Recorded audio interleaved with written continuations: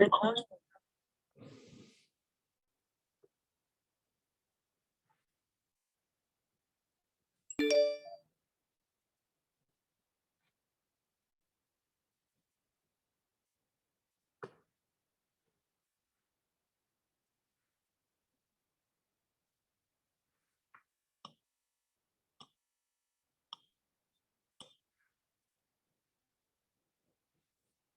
बच्चों, तो पिछली क्लास में हम लोग पावर वाली बात पढ़ रहे थे, है ना। अब देखिए क्या है इसके, कुछ क्वेश्चंस करके बताते हैं आपको। मान लीजिए हमसे कहा जाए कि a bucket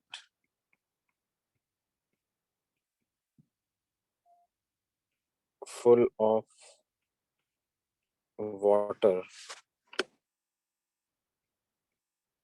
having total mass of 20 kg is pulled from a depth of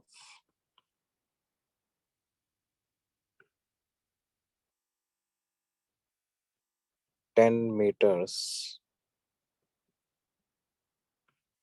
without any change in kinetic energy in 20 seconds.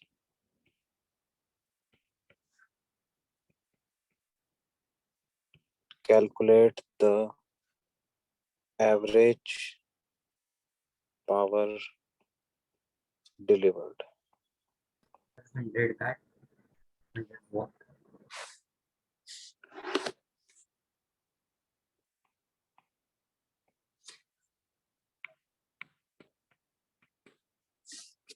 बड़ा आसान तरीके से कैसे आ जाएगा बेटे। Average power delivered is total work divided by total time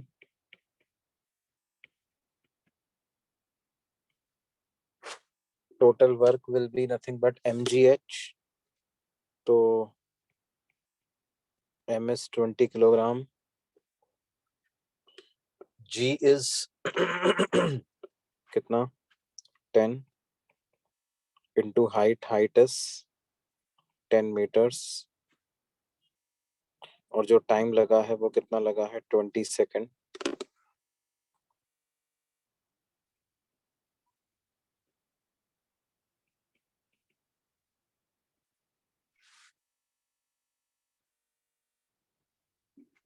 क्या 100 what की power deliver हुई क्या? Yes sir.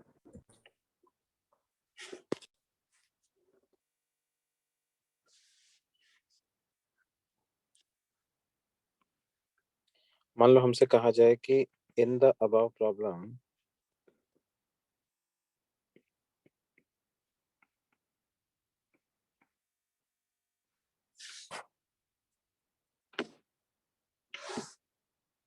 assume that there is a small hole in the bucket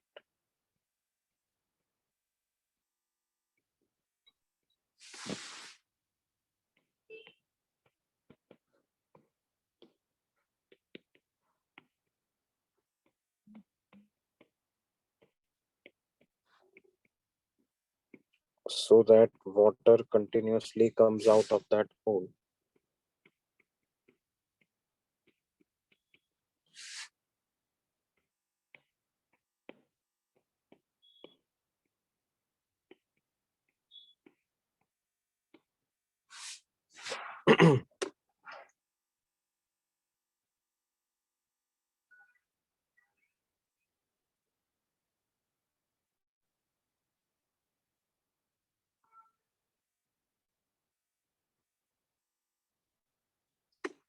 So that water continuously comes out of that hole.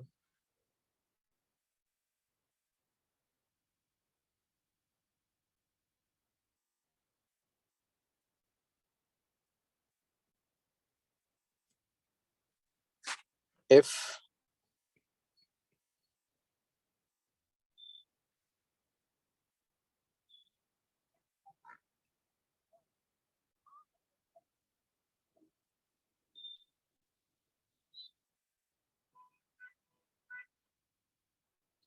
A total of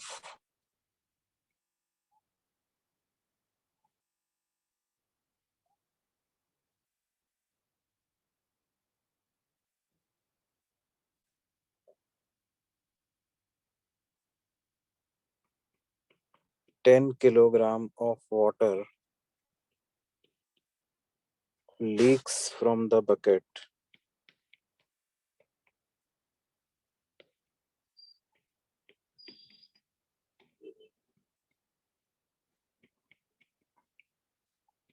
Then find the average power delivered.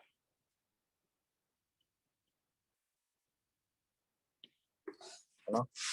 और ये हमें assume करना है कि assume that leakage of water is uniform over the entire height.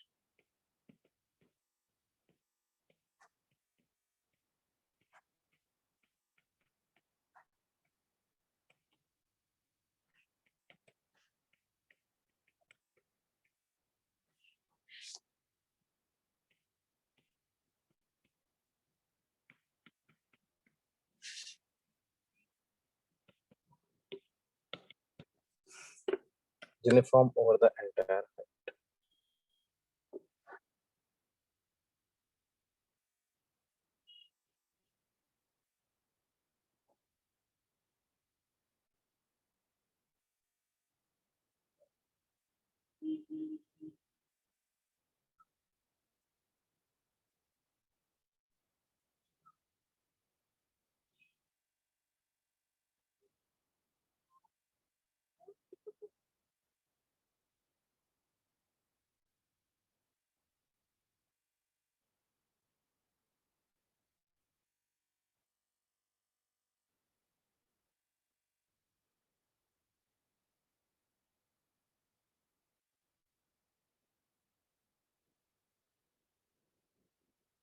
तो कैसे calculate करेंगे इसको बच्चों?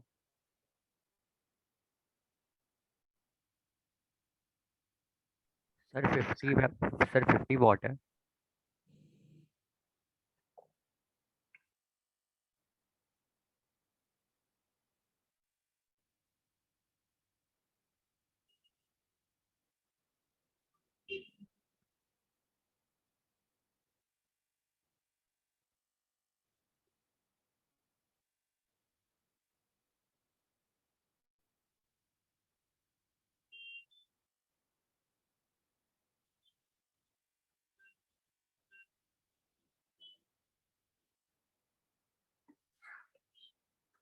तो भाई क्या क्या आंसर आया बेटे? 50 वॉट ऐसा है क्या? Yes sir. देखो, एक तो तरीका क्या है कि टोटल 10 मीटर की हाइट में कितना वाटर लीक कर रहा है? 10 किलोग्राम. तो एवरी मीटर कितना वाटर लीक करेगा?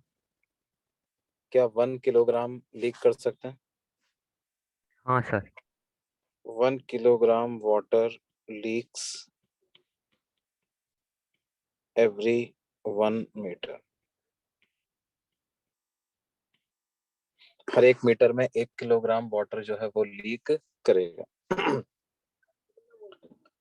अब बात क्या है बेटे कि मान लो ये बकेट को हमने टोटल 10 मीटर हाइट लेकर के जाना है. कुछ एच वाई हाइट तक में ले गया इसको. कितनी हाइट तक ले गया? वाई हाइट तक. वाई हाइट तक इस बकेट को ले गए. तो क्या होगा? वाई कितना केजी. कितना मास बचेगा इसका? 20 minus 20 minus y. 10. 20 minus Y, बिल्कुल सही बात है. 20 माइनस वाई, इतना मास इसका बचेगा. 1 मीटर में 1 किलोग्राम लीक कर गया तो वाई मीटर में वाई किलोग्राम लीक कर जाएगा. तो इसका मास बचेगा 20 माइनस वाई. अब इस हमें जो इस पर फोर्स लगाना, इतना किलोग्राम बचेगा, तो इस पर जो फोर्स लग रहा होगा वो लग रहा होगा 20 - y/g, इतना फोर्स इस पे नीचे लग रहा हो। हमें इस पे फोर्स ऊपर लगाना पड़ेगा F। तो वो F की वैल्यू क्या हो जाएगी? क्या उसको 20 - y/g के बराबर लिख सकते हैं? Now this is a variable force, तो इसका वर्क हम integral of F D Y से कैलकुलेट कर लें, यानी वो हो जाएगा इंटीग्रल ऑफ 20 - y/g/dy। और इसको इंटीग्रेट कर देंगे अपन कहाँ से कहाँ तक? 0 से लेकर के और कितना दूरी तक? 10 मीटर तक इंटीग्रेट कर देंगे इसको। तो क्या आ जाएगा? जी तो कांस्टेंट है, मतलब 10 तो बाहर आ जाएगा। 20 into integral d y from 0 to 10 minus integral y d y again from 0 to 10। तो ये आ जाएगा 10, 20 × 10, 200 माइनस 1/2। वाई डी वाई का इंटीग्रेशन y²/2 हो जाएगा, तो 1/2 ऑफ y² मतलब 100 आ जाएगा ये, है ना? तो ये वैल्यू कितनी आ जाएगी? 200 माइनस 50, 150, 150 इंटू 10 इज 1500 जूल का वर्क करना पड़ेगा। क्या ये बात समझ में आ रही है बच्चों सबको? Yes sir. Yes sir. और टाइम तो वही है ना? हमने 20 सेकंड में ही पुल किया है, तो पावर डिलीवर्ड जो आ जाएगी वो कितनी आ जाएगी? पावर डिलीवर्ड आ जाएगी 1500 डिवाइडेड बाय 20, मतलब कितना? 75 वॉट का पावर डिलीवर करना पड़ेगा।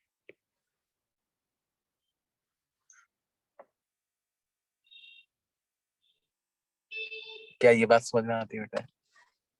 हाँ सर। Yes sir.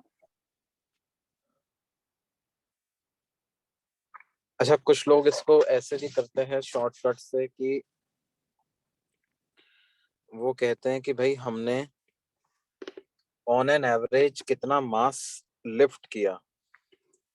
तो जब आपने बकेट उठाना चालू किया तो 20 किलो उसमें वाटर था, और एंड में जाते जाते 10 किलो ही टोटल मास रह गया, है ना? टोटल मास पहले 20 किलो था, बाद में 10 किलो रह गया। तो ऑन एन एवरेज मैंने कितना लिफ्ट किया? 15 किलो ही तो लिफ्ट किया। 20 + 10/2। Yes sir. तो क्या हम ऐसे मान सकते हैं कि for calculating work done,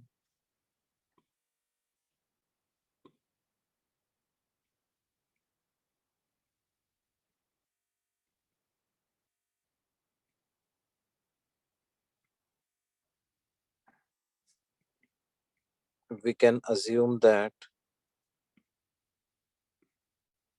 an average mass of 15 kilogram was lifted to a height of 10 metre. तो जो वर्क डन आया वो कितना आया? mgh, मतलब 1500 जूल का वर्क डन अपने पास आया है। तो एवरेज पावर आ जाएगी कितना? 1500 जूल डिवाइडेड बाय 20 सेकेंड, मतलब 75 वॉट की एवरेज पावर डिलीवर आ जाएगी। क्या ये बात समझ में आती? Yes sir. सर वो 15 केजी कैसे आया? An average mass of 15 KG. भाई मैंने initial mass plus final mass by 2 कर दिया सिंपली, ओके सर, वैसे ओके सर। है ना? लेकिन ध्यान दो, ऐसा सिर्फ तभी कर सकते हो जबकि हाइट के साथ यूनिफॉर्मली मास कम हो रहा हो, है ना? Yes sir. एवरेज मास को आप इनिशियल प्लस फाइनल बाय 2 लिख सकते हो ओनली व्हेन m decreases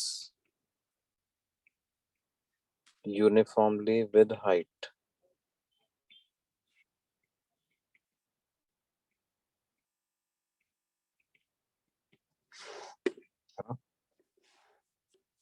और देखते हैं, देखो इसके क्वेश्चन कैसे करते हैं।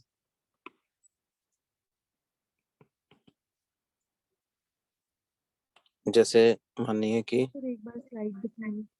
हाँ हाँ बेटे,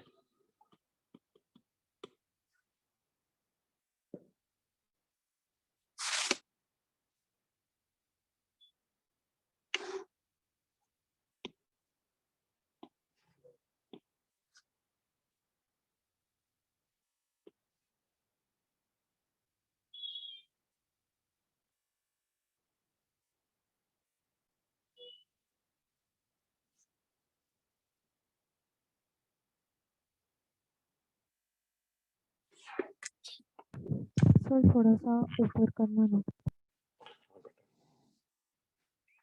ये ऊपर वाला पेज भी देखना है क्या?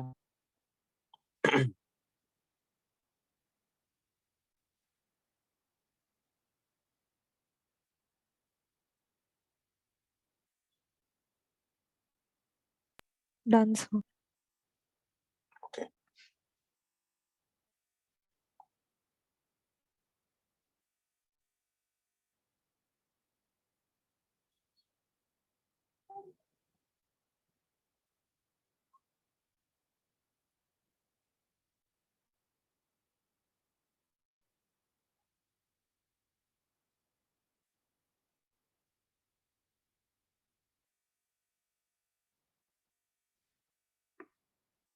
देखिए अगला क्वेश्चन करते हैं।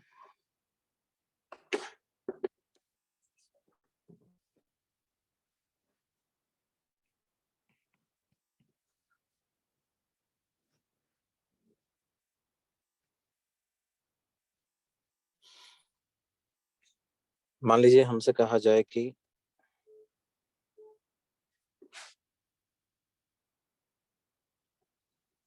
एक ब्लॉक है,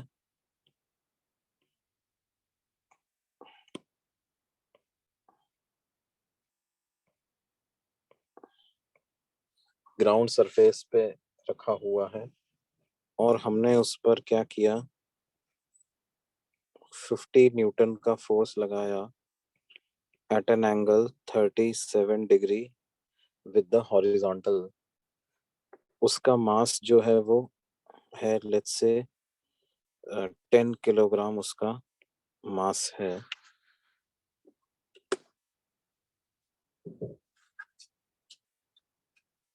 और जब मान लेते हैं 5 किलोग्राम ही मास है,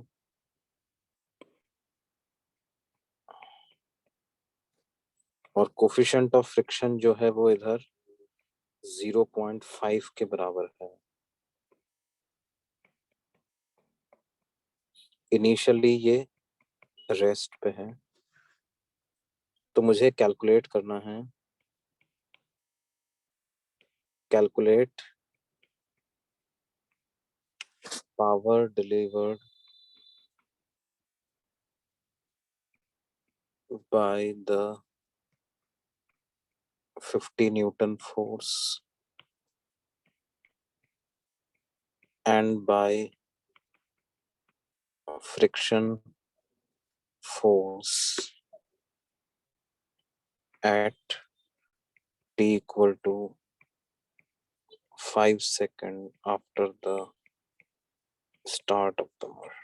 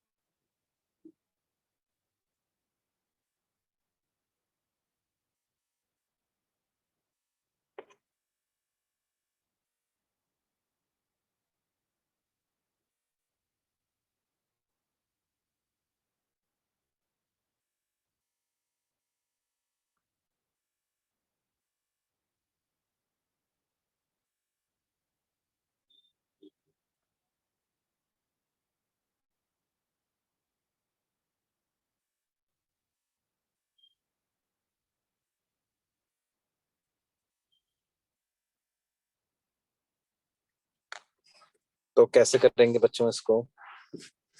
देखिए, किसी एक इंस्टेंट पे पावर डिलीवर का मतलब हमें क्या पता लगाना है? Instantaneous power.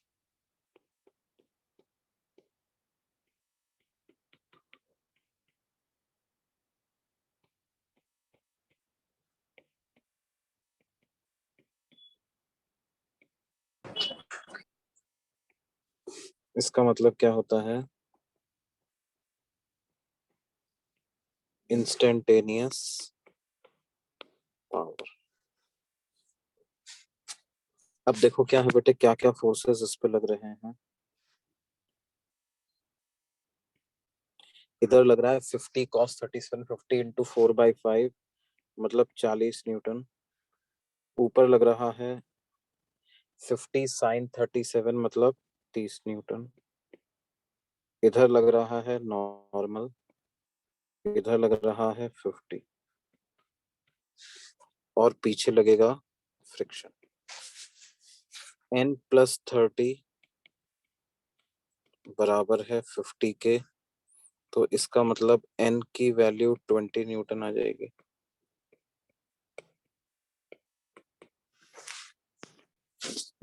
n की वैल्यू आ गई 20 न्यूटन, तो फ्रिक्शन कितना लगेगा बेटे? म्यू n मतलब 0.5 इंटू 20 मतलब 10 न्यूटन के बराबर फ्रिक्शन लगेगा। तो क्या है, हम इक्वेशन क्या लिखें? 40 minus f is equal to m a. That means 40 minus 10 is equal to 5a। 40 minus 10 कितना आ गया? 30 इज इक्वल टू 5a। तो a की क्या वैल्यू आ जाएगी बेटे? 6 मीटर पर सेकंड स्क्वायर। ये इसका एक्सेलरेशन आ जाएगा। तो 5 सेकंड बाद इसकी वेलोसिटी क्या हो जाएगी? क्या ये कांस्टेंट एक्सेलरेशन है? Velocity Yes. को u+80 लिख दें। u is 0, a 6 time is 5, तो वेलोसिटी हो जाएगी 30 मीटर पर सेकंड। तो power delivered by capital F मतलब इस वाले फोर्स की बात अगर अपन करें तो क्या फॉर्मूला F.V होता है बच्चों? Yes, sir. तो F.V मतलब कितना हो जाएगा? फोर्स का मैग्नीट्यूड, वेलोसिटी का magnitude, cos of angle between them. तो ये हो जाएगा 50 इंटू 30 इंटू 4/5। ये 10 आ जाएगा। 300 इंटू 4 करेंगे तो कितना आ जाएगा? 1200. 1200। Power delivered by capital F की वैल्यू इतनी।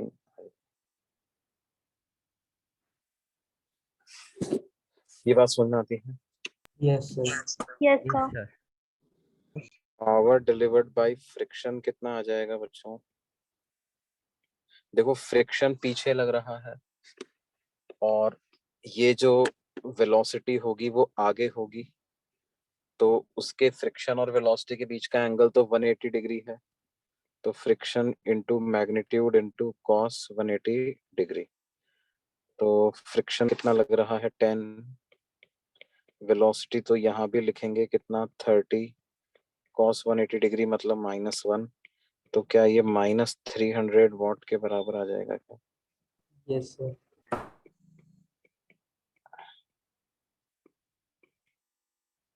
है ना? देखो इस चीज को आप नोट कर लो।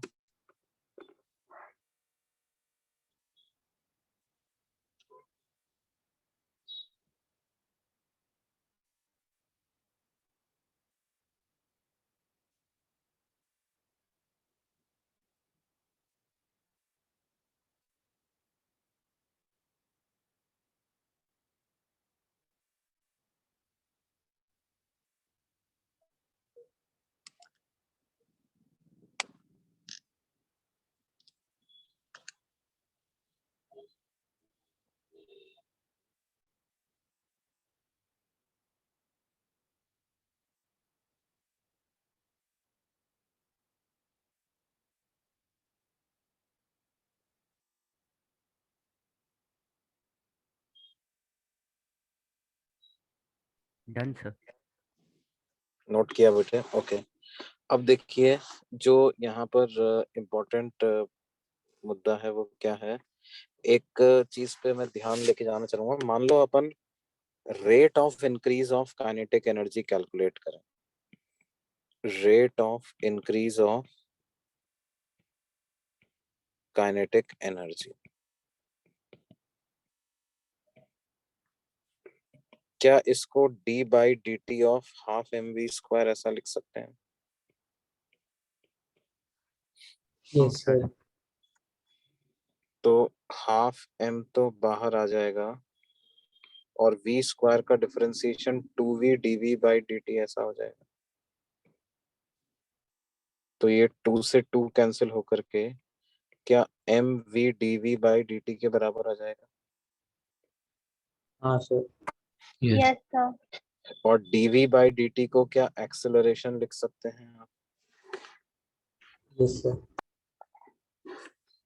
देखिए यहाँ पर कितना आ रहा है, ये वैल्यू क्या आ रही है, पार्टिकल का मास है 5 किलोग्राम, वेलोसिटी हो गई थी 30 मीटर पर सेकेंड और एक्सेलरेशन कितना आ गया था 6 मीटर पर सेकेंड स्क्वायर।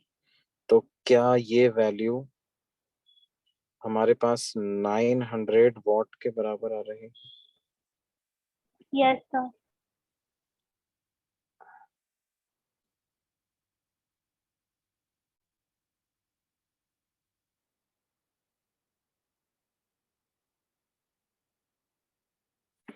पावर डिलीवर कितना आ रहा है, 900 वॉट।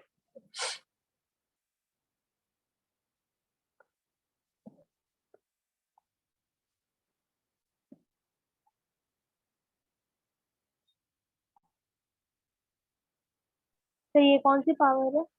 एवरेज? नहीं सॉरी, एक मिनट रुको, एक मिनट रुको। दिस इज नेट, रुकिए रुकिए, ये मेरे पास 900 वॉट आया है। ये 900 वॉट क्या निकाला है हमने बच्चों? This is rate of increase of kinetic energy, है ना? Yes sir. Yes, sir. Yes, sir. भैया। यही तो निकाल रहे थे हम यहाँ पे, हाँ sir. Rate of increase of kinetic energy. ये देखिए rate of increase of kinetic energy हमेशा क्या नेट पावर डिलीवर के बराबर आएगा? देखो इस कैपिटल Yes. एफ ने 1200 वॉट की Yes, पावर sir. डिलीवर करी, फ्रिक्शन ने -300 पावर वॉट की पावर डिलीवर करी, तो क्या नेट पावर डिलीवर 900 वॉट था? विल हाँ this sir. Yes, sir. Relation always hold good?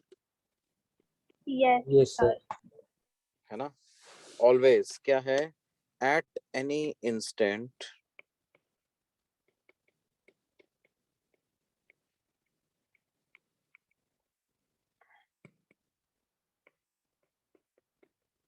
during the motion of a particle or of a system,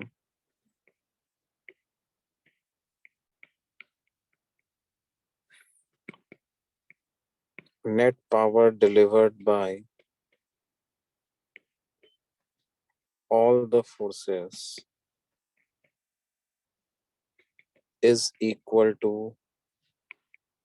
rate of increase of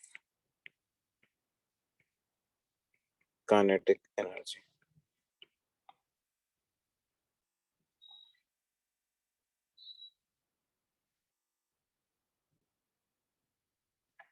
Is equal to rate of increase of kinetic energy. क्या ये बात समझ में आती है? Yes, sir.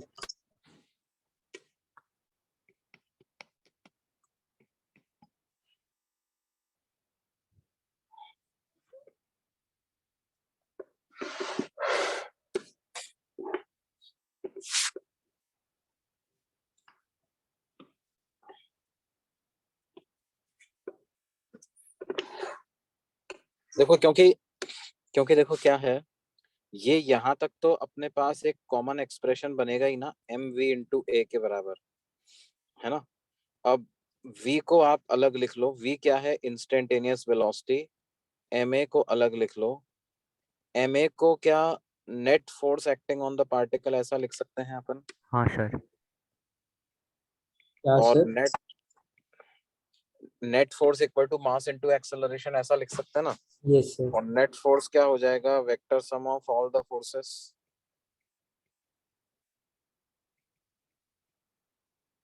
तो क्या ये मेरे पास नेट पावर डिलीवर के बराबर ही आना चाहिए ये पूरा चीज? Yes, sir. Yes, sir. भैया, या फिर अपन ऐसे ना भी करें, सिंपली ऐसे सोचे कि नेट पावर डिलीवर्ड क्या होगा या टोटल पावर डिलीवर क्या होगा, work done by all forces dw all by dt। अब dw ऑल को क्या लिख देंगे, dw1 plus dw2 up to dwn divided by dt। dw1 by dt क्या है, power delivered by force 1। dw2 by dt क्या है, power delivered by force 2। dwn by dt क्या है, power delivered by force n। तो क्या इसको हम ऐसा लिख सकते हैं क्या, net power delivered is equal to P1 Yes, plus sir. P2। और ये work done by all forces जो होता है, क्या यही चेंज इन काइनेटिक एनर्जी होता है? Yes, sir. तो नेट पावर डिलीवर्ड ही rate of change of kinetic energy के बराबर हमेशा। Net power delivered by all forces at any instant is equal to, sir आपने अभी क्या क्वेश्चन पूछा था? Rate of change of kinetic energy. क्या बेटा, मैंने कहा था कि भाई ये सात work done by all forces ही तो चेंज इन काइनेटिक एनर्जी लिख सकते हैं ना अपन, हाँ सर। है ना।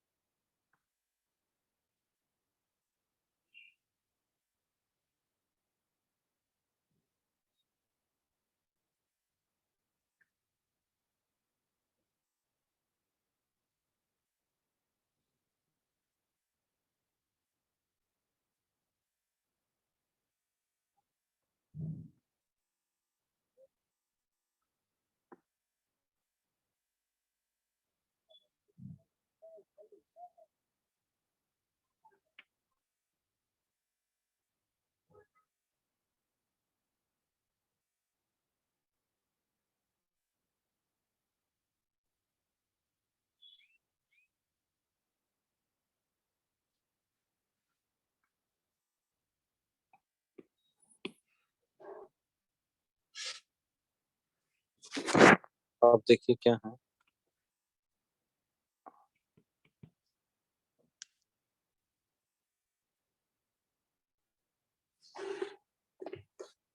मानो कि हमें, सर पी नेट का आपने 2 पेज में कैसे करके वो बताया था ना लास्ट पेज पे। हाँ बेटे क्या बोल रहे हैं? सर पी नेट का 2 अलग वेज में कैसे करेंगे वो बताया था ना आपने। हाँ, मतलब आप उसको क्या है, नेट पावर को rate of increase of kinetic energy भी लिख सकते ओके सर। हैं। देखिए मैं ग्राफ बनाता हूँ,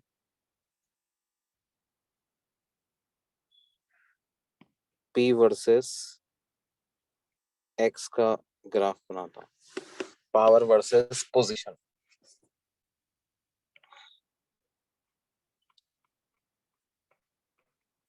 For a particle moving in a straight line,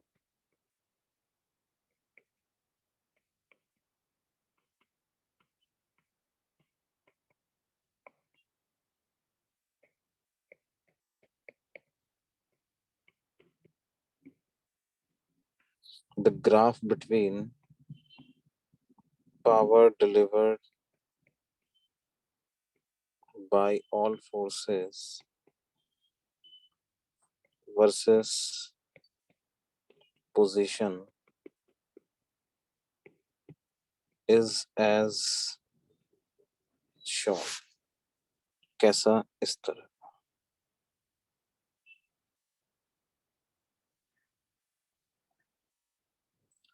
ठीक है,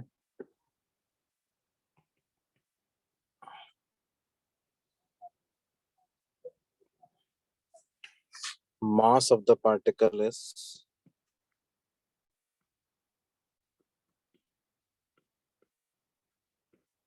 3 kilogram and its speed at x equal to 0 is 1 meter per second. Find the speed of the particle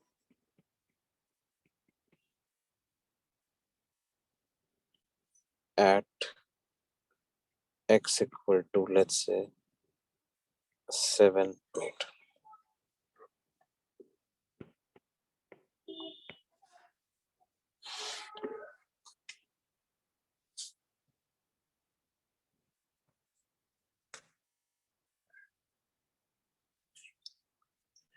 तो ये स्पीड मान ऑफ लो यहाँ पे स्पीड ऑफ पार्टिकल्स है ना,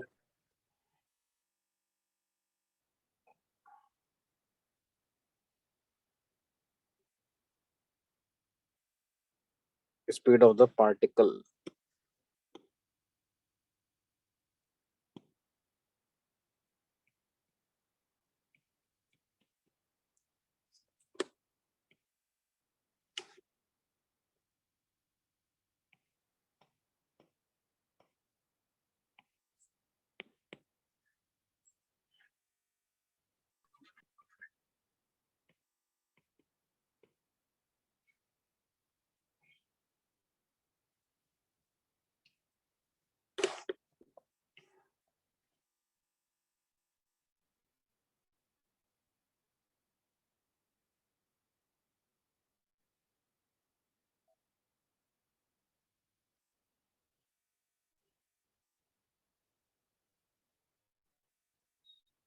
तो देखो बेटा, इसको करने का तरीका क्या है कि हम इस तरह से लिखें,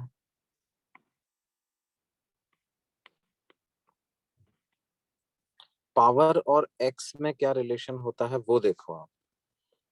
पावर को फोर्स इनटू वेलोसिटी ऐसा लिखोगे, फोर्स को लिखेंगे मास इनटू एक्सेलरेशन, और एक्सेलरेशन की वैल्यू आ जाएगी v dv बाई dx। तो बेसिकली आपके पास p dx की क्या वैल्यू आ गई? क्या ये m into v square dv के बराबर आ जाएगी क्या? p dx is equal to m into v square dv।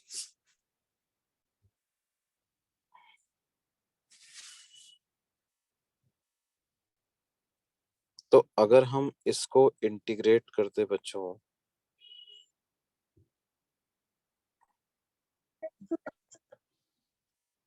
ये जीरो, ये इसको आप ऐसा करो कि इसको 2 वॉट और 16 वॉट कर लो। 1 वॉट की जगह इसको क्या कर लो, 1 वॉट की जगह इसको कर लो 2 वॉट, और इधर 8 वॉट की जगह आप इसको कर लो कितना, 16 वॉट। मतलब एक फोर्स है जो कि क्या कर रहा था, x इक्वल टू 0 पे तो पावर डिलीवर करता है कितना, 2 वॉट, और x इक्वल टू 7 पे पावर डिलीवर करता है कितना, 16 वॉट। ठीक है,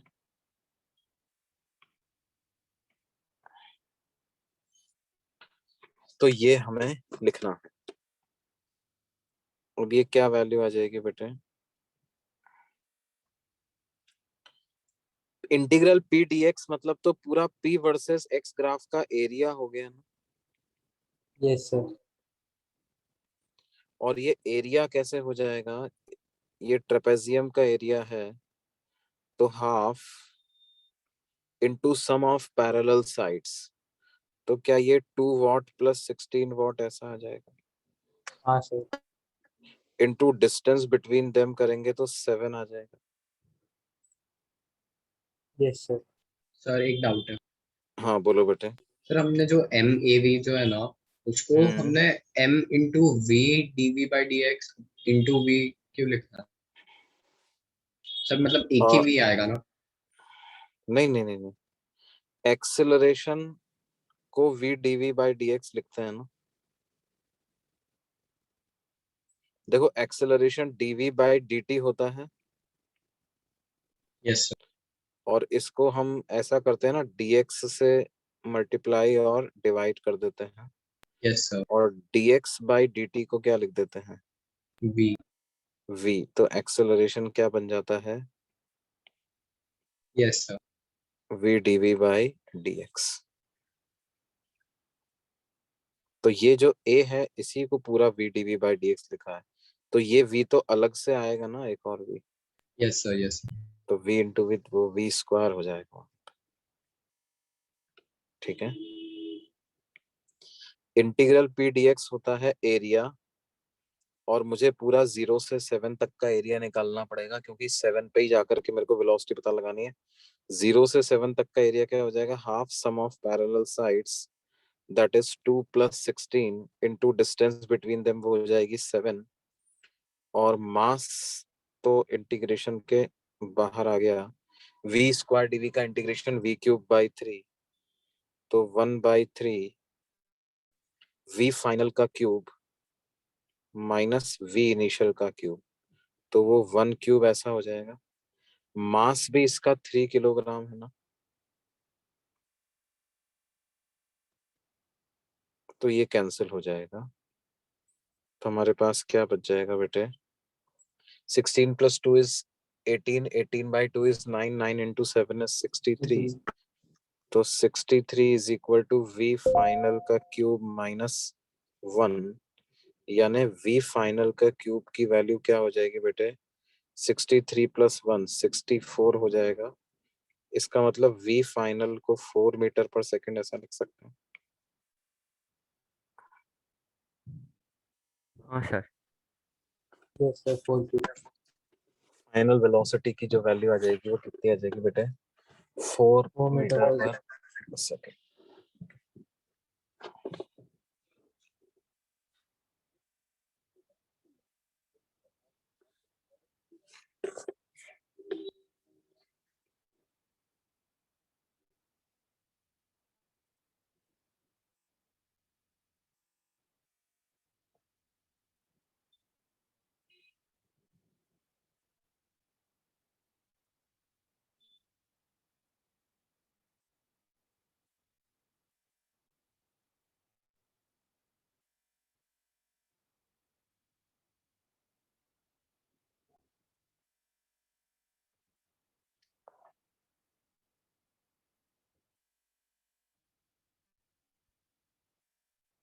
ये बात समझ में आई बच्चों? फिर क्या आप वापस से स्टार्टिंग का पार्ट एक्सप्लेन कर सकते हो? हाँ हाँ बेटे, देखो क्या है, हमें p वर्सेस x का ग्राफ दिया हुआ था, p वर्सेस x का ग्राफ, और हमसे क्या पूछा था? वेलोसिटी पूछी थी, है ना? तो यस सर। आपको, आपने कहा यार कि पावर और वेलोसिटी में क्या रिलेशन होता है, तो हमने कहा कि पावर और वेलोसिटी में तो रिलेशन होता है power is equal to force into velocity. ठीक है। अब फोर्स के बारे में तो कोई इंफॉर्मेशन हमें दी नहीं है, तो फोर्स को मुझे कन्वर्ट करना है किसके टर्म्स में? वेलोसिटी के टर्म्स में, क्योंकि वेलोसिटी तो पता लगानी है। और अगर x भी आ जाए तो कोई दिक्कत नहीं है हमें, क्योंकि x के बारे में भी कुछ इंफॉर्मेशन तो दी हुई है। तो फोर्स को, वेलोसिटी को एज इट इज रहने दिया मैंने, लेकिन फोर्स को लिख लिया मास इनटू एक्सेलरेशन। तो F इंटू वी क्या बन गया? क्या m a v के बराबर हो गया? Yes sir. ये बराबर हो गया m a v के। और एक्सेलरेशन v को फिर एज इट इज रहने दिया, एक्सेलरेशन को मैंने लिख लिया v dv by dx। Acceleration को क्या लिख दिया बच्चों? v dv by dx। क्या ये बात समझ में आ रही है? Yes sir. अब एक्सेलरेशन को जब हमने v dv बाई dx लिख दिया, तो फिर उसके बाद मैं क्या करता हूँ यस कि, सर, इधर तक ही डाउट हो गया क्लियर। है ना, बात का क्लियर हो गया? ओके बेटा।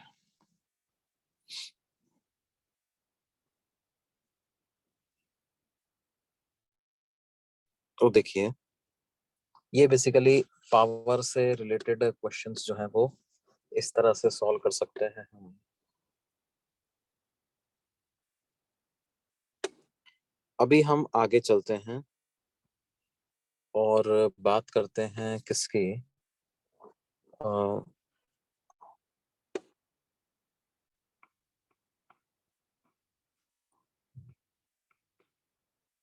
Conservative and non conservative forces and equilibrium.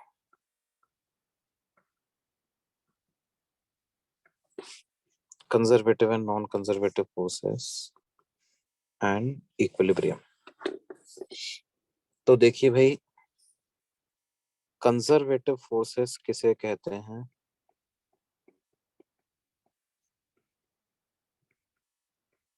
Those forces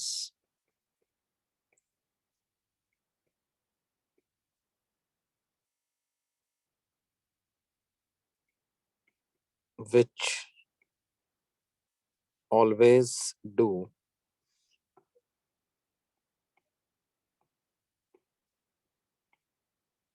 zero work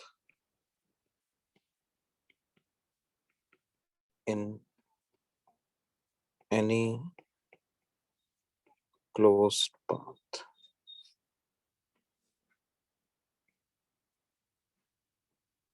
Which always do zero work in any closed path. Sir आपने थोड़ा सा बताया था शायद पहले। हाँ, कंजर्वेटिव फोर्सेस के बारे में थोड़ा सा मैंने बताया था, उसको थोड़ा सा और हम डिटेल में जानेंगे, है ना। Yes sir. या हम यूं कहें कि work done by conservative forces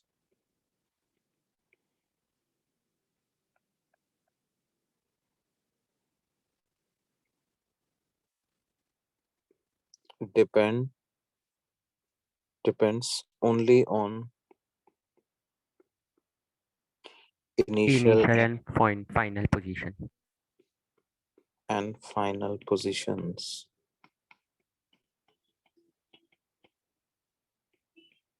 and not on the path taken by particle from initial to final position.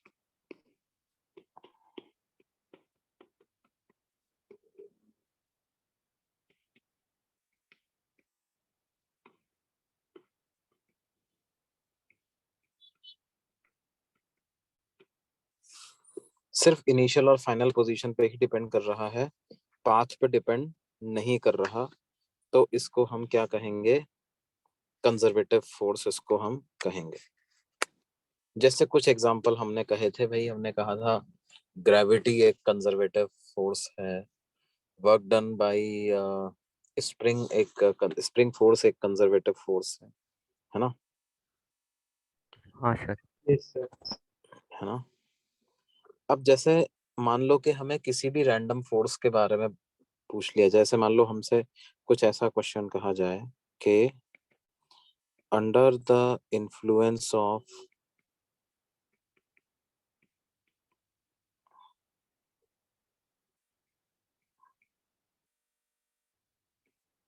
conservative force, a particle is moved in the path A, B, C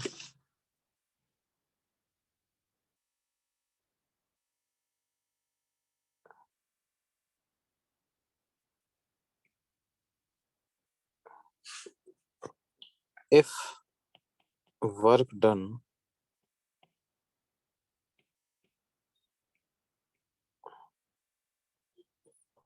by the force in path C to A is 4 joule and in the path A to B is 3 joule.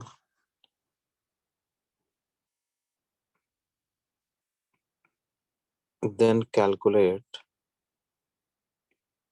work done in the path B to C. B से C वाले path में कितना work होगा?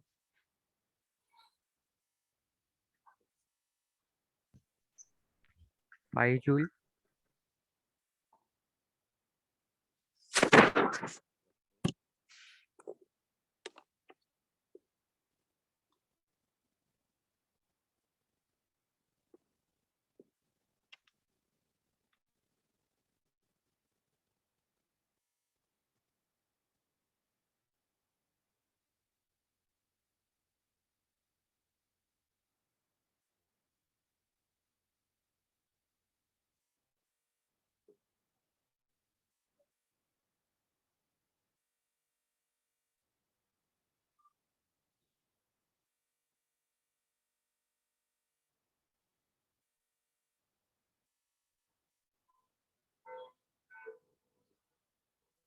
देखो बेटे, concept क्या होगा? एक क्लोज पाथ में work done by conservative force 0 होता है ना? Yes. Yes, sir. इसका मतलब क्या है? C से A, A से B और B से C, अगर मैं इस तरह के पाथ में चले जाऊं, work done from C to A plus A to B plus B to C, ये मिला करके 0 होता है ना? Yes, sir. Yes, sir. और तो C से A में वर्क हमें दिया हुआ है 4 जूल, A से B में वर्क दिया हुआ है 3 जूल और B से C का वर्क पूछा हुआ है। तो B से C का वर्क जो है, क्या वो -7 जूल हो जाएगा बेटा? हाँ sir. Yes Yes, sir. Yes, B sir. से C का वर्क जो हो जाएगा वो -7 जूल हो जाएगा, है ना? और देखो, वर्क तो स्केलर क्वांटिटी ना, तो स्केलर के तरीके से ऐड करेंगे। यहाँ पे तो वेक्टर के कंसेप्ट लगाने का तो मतलब ही नहीं।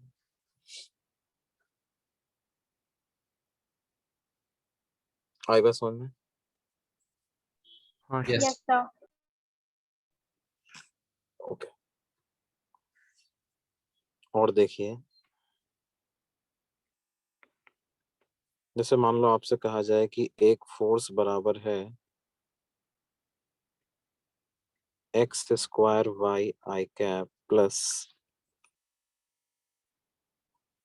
2y² x j cap, where x and y are in meters and f is in Newton। तो हमें कैलकुलेट करना है, calculate work done bye F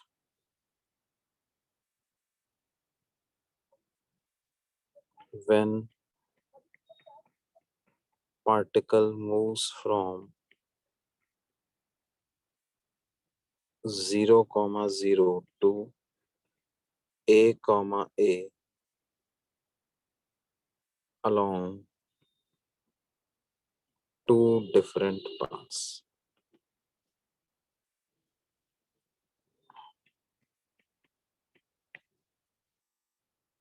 F in each path, दोनों पाथ में अलग अलग वर्क हमें कैलकुलेट करना है।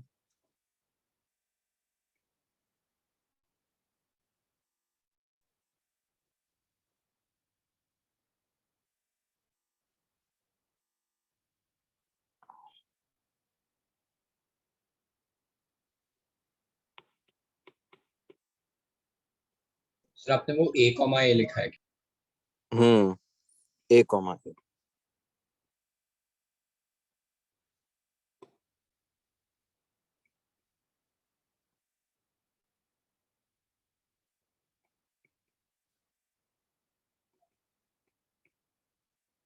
एक बार मैंने इस तरह के पाथ में मूव करवाया, दिस इज पाथ 1, और एक बार ऐसे मूव करवाया डायरेक्टली, दिस इज पाथ 2।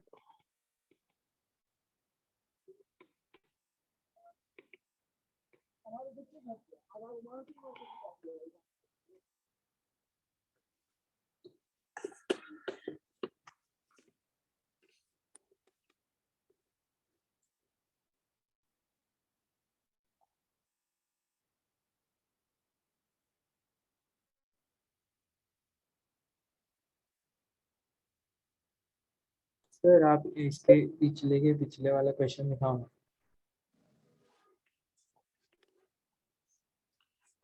कौन सा बेटा? सर इसके पिछले वाले का क्वेश्चन। ये वाला? अच्छा ये रहा। अच्छा क्वेश्चन देखना था तुमको, ओके।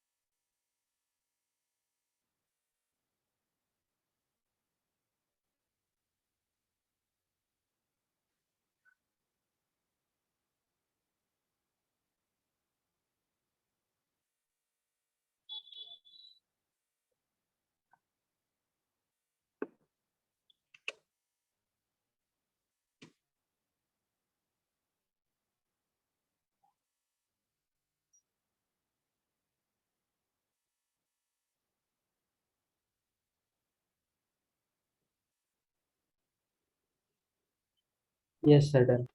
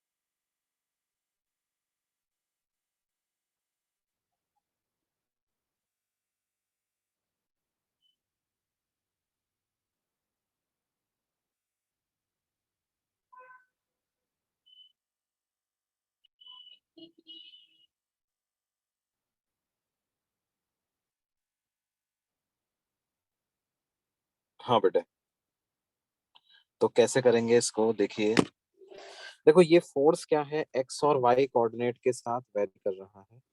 ये एक्स एक्सिस है, ये वाई एक्सिस है। तो मान लेते हैं इस पॉइंट को ओ नाम दे देते हैं, ये है ए और ये है बी।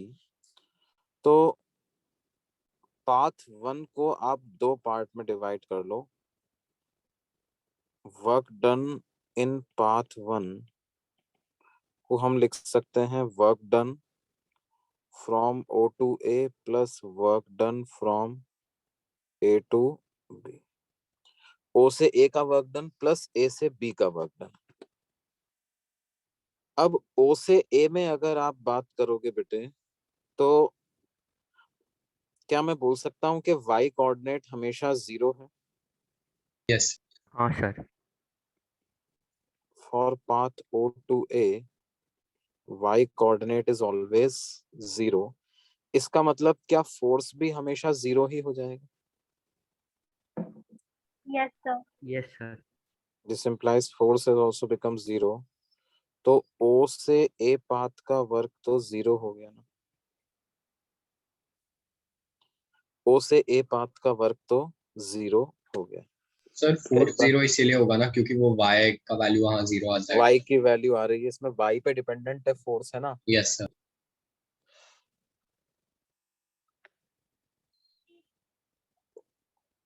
अच्छा, अब उसके बाद हम बात करते हैं A से B के।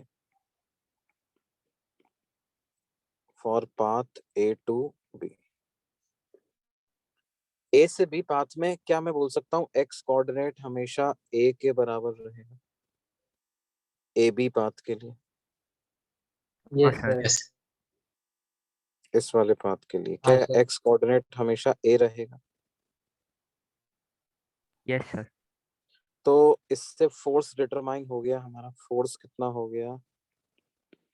x की वैल्यू को A रख दो तो A square into y i cap, A square into y i cap plus 2y square 2y into A, square g cap. 2y स्क्वायर A जे कैप, ये ऐसा हो जाएगा, है ना। हाँ सर। अच्छा, ऑल्सो जो डिस्प्लेसमेंट वेक्टर होगा A से B पाथ के लिए, क्या उस डिस्प्लेसमेंट वेक्टर को dy जे कैप ही लिख सकता हूँ खाली? Yes, sir. क्योंकि सिर्फ y डायरेक्शन में डिस्प्लेसमेंट हो रहा है ना, x डायरेक्शन में यस तो सर। डिस्प्लेसमेंट नहीं हो रहा। तो जो वर्क डन होता है इंटीग्रेशन f डॉट ds।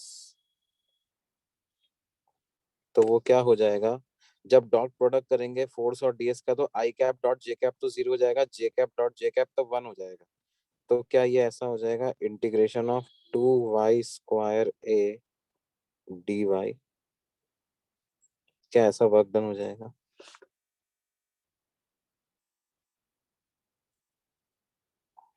बोलिए भाई। Yes, sir.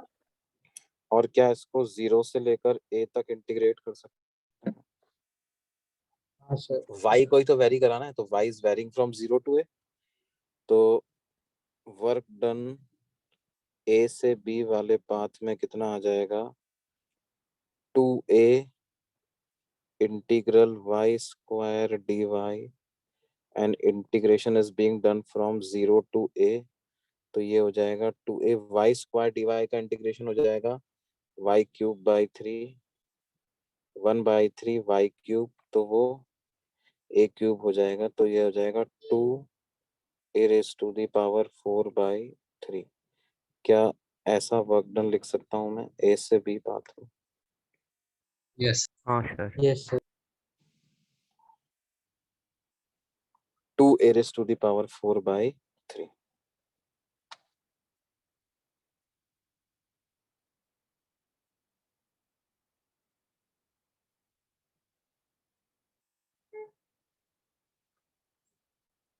तो सर पूरे पाथ सर 1 का वर्क ही इतना आ गया कि नहीं आ गया बेटा? Sir d s equal to d y j cap के बाद वाला वापस बताओ। ds vector equal to dy j cap के बाद। Yes sir. ओके, तो बेटे इसके बाद हमने क्या किया, फोर्स की वैल्यू को ये पूरा पुट कर दिया और ds को ये पूरा पुट कर दिया और इन दोनों का डॉट प्रोडक्ट ले लिया। वर्क डन का यही फॉर्मूला होता है ना, f dot ds। Yes sir. हाँ। अब i कैप का j कैप के साथ डॉट प्रोडक्ट तो 0 हो जाएगा yes sir.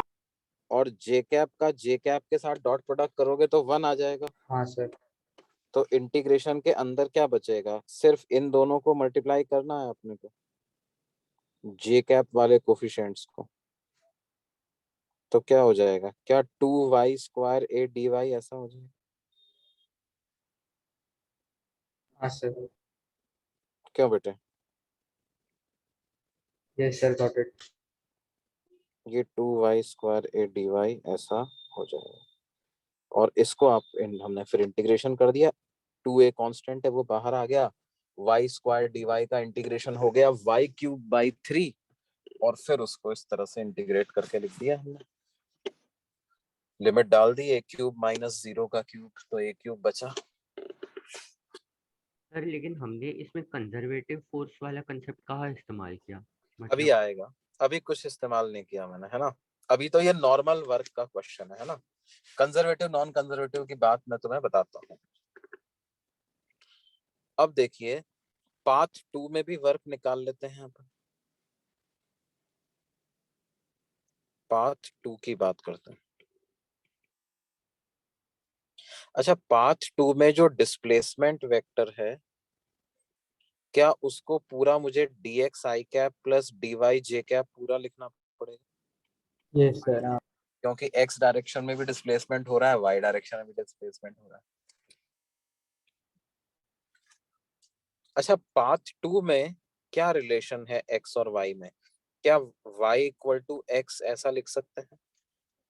Yes sir, Yes, sir. Force का एक्सप्रेशन क्या है?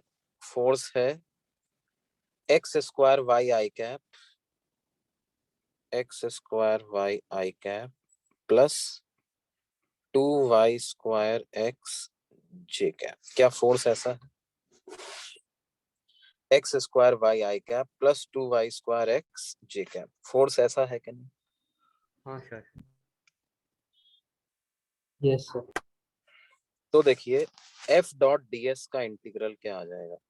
Integral f dot ds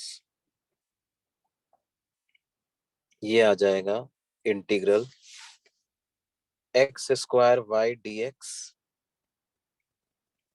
plus 2y² x dy ऐसा आ जाएगा क्या बच्चों?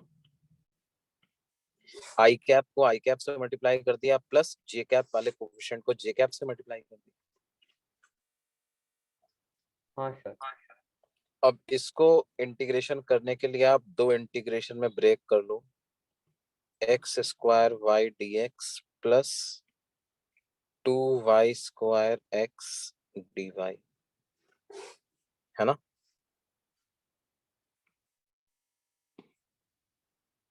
अच्छा, क्या x की जगह y पुट कर सकता हूँ इस पाथ के लिए? Yes sir. Yes, sir. तो वर्क डन मेरा क्या आ जाएगा? जैसे पहली वाली टर्म में dx आ रहा है तो सब कुछ x में कन्वर्ट कर दो, y को x रख दो, तो क्या ये x³ dx ऐसा आ जाएगा? यस। और सेकंड वाली टर्म में क्या है? सब कुछ y के टर्म्स में y³ कन्वर्ट कर dy। दो, तो क्या ये 2y³ dy ऐसा आ जाएगा? यस और सर। यहाँ भी 0 से a इंटीग्रेट कर देते हैं, यहाँ सर भी कैन यू 0 प्लीज रिपीट? हाँ बेटे, देखो क्या है, इस स्टेप तक समझ में आ गया कि नहीं आ गया? हाँ सर, उधर समझ। बेटे किसी का माइक अनम्यूटेड रह गया है। देखो इस स्टेप के बाद मैंने क्या किया, ये मेरे को इंटीग्रेशन परफॉर्म करना है। अब इंटीग्रेशन देखो, आप dx आ रहा है मतलब x के रेस्पेक्ट में इंटीग्रेट कर रहे हो, तो सारे वेरिएबल x के टर्म्स में ही आ जाने चाहिए ना। Yes sir. तो मैंने क्या किया, y, because for this particular path y is equal to x, तो ये जो फर्स्ट इंटीग्रल था तुम्हारा उसमें हमने y की जगह x पुट कर दिया, वो कर सकते हैं अपन। यस सर, उसी हाँ। तरह से सेकेंड इंटीग्रल में x की जगह y पुट कर दिया, तो क्या ये ऐसे दो इंटीग्रल बन गए अपने पास? Yes sir.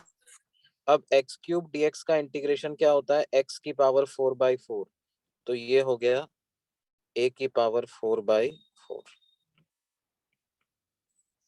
और सेकेंड इंटीग्रेशन क्या हो जाएगा? 2a की पावर 4/4, तो क्या ये पूरा 3a की पावर 4/4 ऐसा आ जाएगा क्या नहीं? हाँ सर। Yes sir. अब देखिए ये पाथ 2 में इतना वर्क आया है, this is work done bye same force in path 2।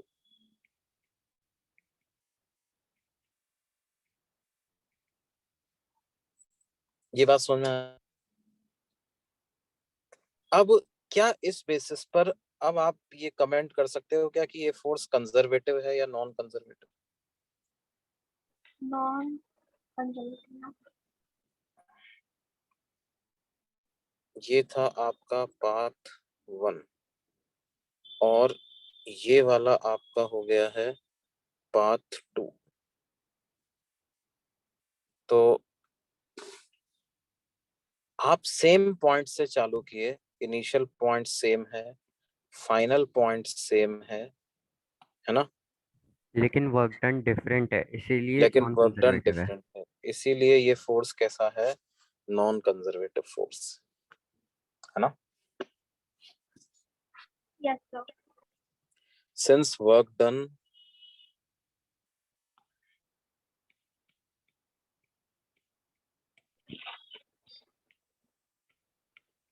between same initial and final positions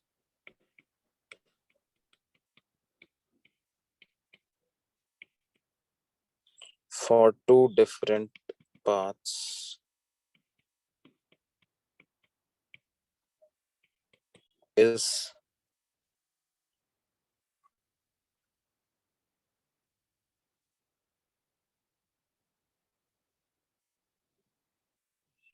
different या unequal implies the given forces non-conservative।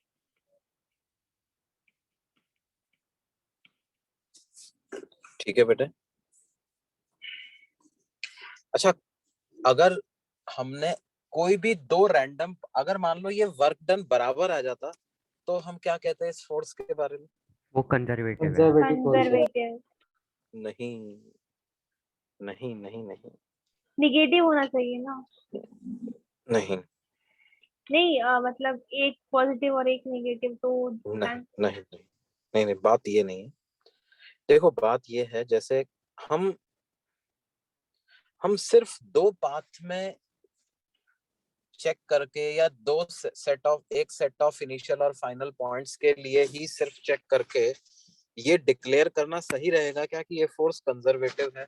हमेशा ही पाथ सेम आए, वर्क सेम आएगा? No sir. नो। भाई देखो, जैसे मान लो क्या है, तुम्हें किसी आदमी की को चेक करना है कि ये ऑनेस्ट है या डिसऑनेस्ट, तो आपने उसको कुछ काम दिया और उसने वो काम ईमानदारी से करके ले आया, तो और एक दूसरा आदमी है, वो काम आपने दिया और उसमें उसने कुछ गड़बड़ कर दी, बेईमानी से वो काम किया, कुछ चीटिंग कर ली, तो जिसने चीटिंग कर ली उसको तो अपन तुरंत डिक्लेयर कर देंगे कि ही इज अ डिस या ही और she is a dishonest person. लेकिन जिस आदमी ने वो काम को सही कर दिया, क्या उसको हमें तुरंत डिक्लेयर कर देना चाहिए ये ऑनेस्ट पर्सन है, या थोड़ा और चेक करना चाहिए उसको? थोड़ा थोड़ा और और चेक चेक करना और करना चेक चाहिए। चाहिए। थोड़ा करना और चेक करना चाहिए, मतलब wait for some more time, series of work दो आप उसको, और फिर उसके बाद आप कहते हो कि भाई हाँ यार, इसको I have seen this person for a long period now and ये आपका ऑनेस्ट ही है। तो उसी तरह से कंजर्वेटिव नॉन कंजर्वेटिव का भी वही है कि भाई अगर दो सेट ऑफ पाथ में भी अगर मान लो वर्क अनइक्वल आ गया, तो उसको हम तुरंत नॉन कंजर्वेटिव तो डिक्लेयर कर सकते हैं। Otherwise is not true. मतलब क्या है, कंजर्वेटिव डिक्लेयर करने के लिए तो आपको set of all possible path को चेक करना पड़ेगा, मतलब कोई जनरलाइज्ड प्रूफ देना पड़ेगा आपको, तब जाकर के आप ये कह पाओगे कि ये फोर्स कैसा है, कंजर्वेटिव। समझ में आती बात बच्चों? Yes sir. Yes sir sir. तो फिर ऐसे सॉल्व ही नहीं कर पाएंगे, कितने सॉल्व, पर वैसे तो हाँ बहुत तो सारे केसेस होंगे। वही वही वही तो देखो जनरली कैसे प्रूफ करते हैं, मैं तुम्हें सब बताता हूँ। मान लो कि आपके पास जैसे मान लो mg को कैसे प्रूव किया था अपन ने, कंजर्वेटिव है या नॉन कंजर्वेटिव? जब हमने वर्क डन बाय mg निकाला, हमने कहा mg तो कांस्टेंट फोर्स है, कांस्टेंट फोर्स का वर्क क्या होता है? कांस्टेंट फोर्स का वर्क होता है F.S। F.S का मतलब क्या है? आपको क्या करना है? सिर्फ इनिशियल और फाइनल के बीच पॉइंट के बीच का टोटल डिस्प्लेसमेंट देखना। क्यों भाई? Yes sir. सिर्फ इनिशियल और फाइनल पॉइंट के बीच का टोटल डिस्प्लेसमेंट देखना है, इसका डॉट प्रोडक्ट करना है। अब अगर आपको टोटल डिस्प्लेसमेंट ही देखना है तो फिर क्या पाथ मैटर कर रहा है क्या? मान लो इस पाथ की जगह पार्टिकल ऐसे चला जाता, तब भी तो एस वेक्टर इतना ही आता। Yes yes sir. Sir. Particle कोई और पाथ ले लेता, ऐसे चला जाता, तब भी एस वेक्टर इतना ही आता। हाँ तो सर। अल्टीमेटली डॉट प्रोडक्ट तो हम इन्हीं दो का करते ना। Yes sir. तो क्या हम बोल सकते हैं every constant force is a conservative force? Yes sir. Every constant force is a conservative force. Every constant force is a conservative force. क्या ये बात समझ में आती है? Sir yes sir. Sir but ऐसे तो काइनेटिक फ्रिक्शन भी कांस्टेंट ही होता है। नहीं नहीं नहीं, काइनेटिक फ्रिक्शन कांस्टेंट कहाँ होता बेटे? वो नॉर्मल पर डिपेंड करेगा, मतलब मास पर ऑब्जेक्ट। हाँ मतलब वो डिस्प्लेसमेंट, देखो जब तक डिस्प्लेसमेंट स्ट्रेट लाइन में हो रहा है तब तक ठीक है, कांस्टेंट है ना। लेकिन जैसे मान लो पार्टिकल को मैं क्या किया, पहले incline incline plane. Incline plane पे ऊपर लेकर के गया और फिर वापस नीचे लेकर के आया, तो क्या पूरे राउंड ट्रिप के लिए कांस्टेंट है क्या ये? No sir. नहीं। है ना। जब ऊपर ले जा रहे हैं तो नीचे लग रहा है, ठीक है कांस्टेंट है, लेकिन जैसे ही पार्टिकल नीचे आने लगेगा ये ब्लॉक, फ्रिक्शन ऊपर लगने लग जाएगा ना। Yes sir. नहीं, तो क्या है, उसके लिए ये कांस्टेंट नहीं है। इज इट क्लियर बच्चों? Yes sir. Yes sir. ये बात है। तो है ना, अगर ऐसा फोर्स होना चाहिए जो कि क्या है पूरे राउंड ट्रिप में ही कांस्टेंट रहे, है ना, तब हम उस हमेशा ही कांस्टेंट रहे, कभी उसकी वैल्यू बदले ही ना, तब हम कहेंगे कि वो कैसा है, कंजर्वेटिव। जैसे mg, है ना। और mg भी देखो क्या है, mg को भी हम कांस्टेंट तो तभी मान सकते हैं जब कम हाइट पे हो। वो एक अलग बात है कि mg otherwise is also it is a conservative force. इसके अलावा और कौन से फोर्सेस होते हैं बेटे? देखो, all central forces are also conservative.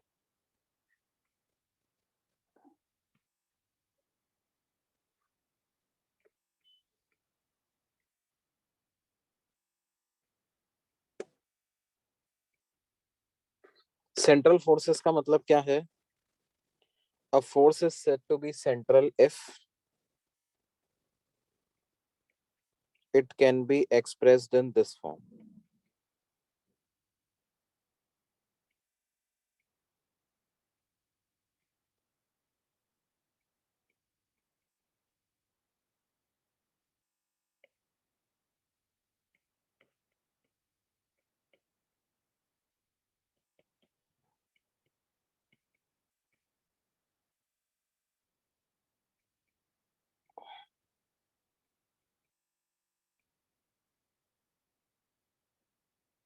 Some function of position times r cap.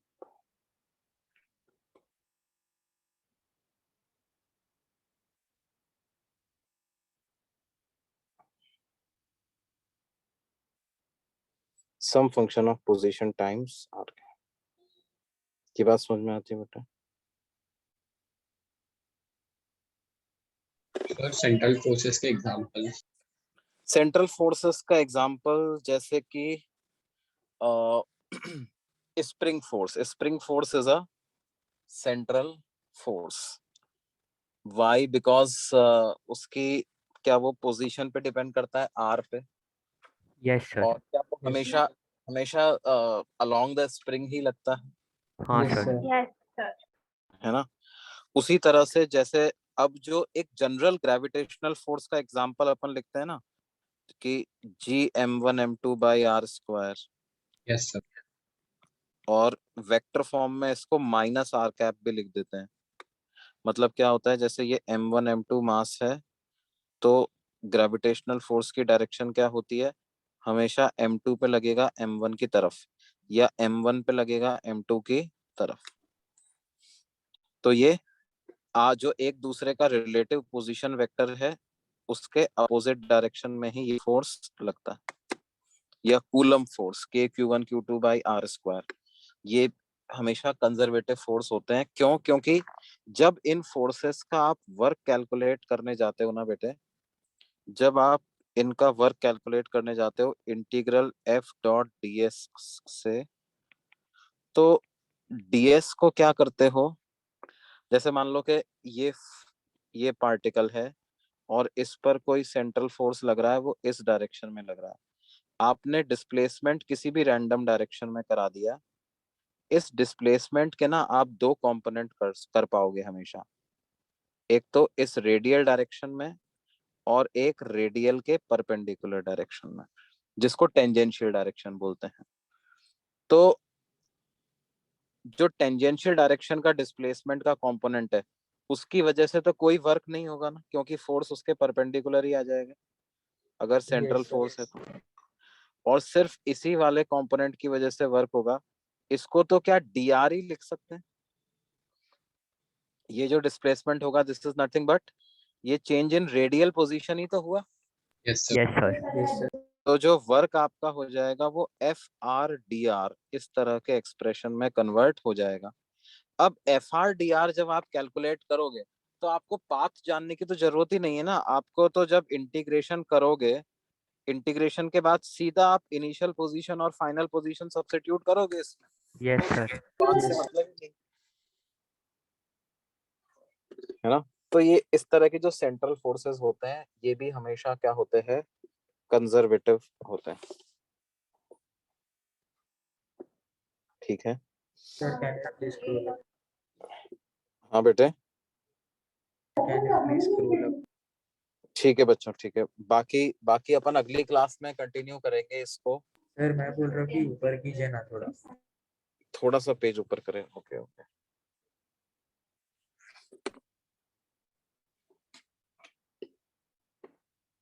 Sir तो कंजर्वेटिव फोर्स वगैरह भी आएगा क्या कल के टेस्ट में? हाँ बेटे, सर तो कंजर्वेटिव फोर्स आएगा क्या कल के टेस्ट में? मतलब जो जितना आज पढ़ाया उतना। हाँ हाँ इतना तो आएगा ना। Okay sir. सर इक्विलिब्रियम भी आएगा।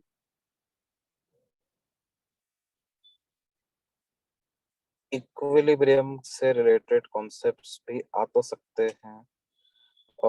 मैं एक बार चेक करवा लूंगा, है ना, एक बार चेक करवा लूंगा। Okay sir. Yes sir.